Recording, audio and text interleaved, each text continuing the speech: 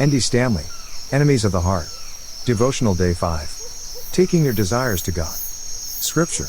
James 4:1-3. Each of the enemies of the heart is energized by the idea that somebody owes something. Guilt says, I owe you. Anger is fueled by the notion that you owe me. Greed is kept alive by the assumption that I owe me. This fourth heart issue is no differently. Jealousy. Jealousy says, God owes me.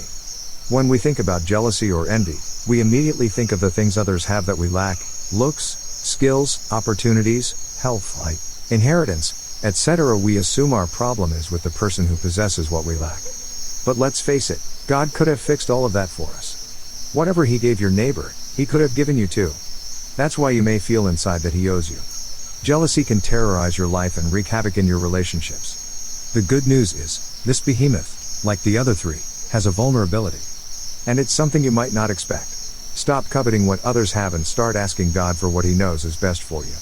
As James says, our external conflicts are the direct result of an internal conflict that has worked its way to the surface. We want something but we don't have it, so we get in fights with others. The desires James is referring to in this passage represent unquenchable thirsts. Our thirst for stuff, money, recognition, success, progress, intimacy, sex, fun, relationship, partnership. So what do we do with desires and appetites that can never be fully and finally satisfied? James says we take them to the one who created them in the first place. In other words, James is giving us permission to pour out our hearts in an unfiltered conversation with our Creator. Every concern you have, great and small, matters to the Father because you matter to the Father.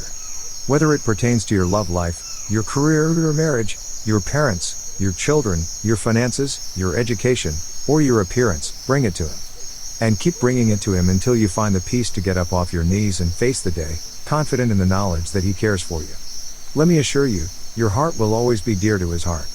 What is your heart aching for? Spend some time in absolutely free, uninhibited conversation with God about what you feel you lack. Ask Him to bless you in the way He knows is best, and to reveal His love to you along the way. We hope you enjoyed Andy's 5-day YouVersion Devo on Enemies of the Heart. Dig deeper and find long-term healing and restoration by picking up a copy of Andy's book, Enemies of the Heart, from a retailer near you.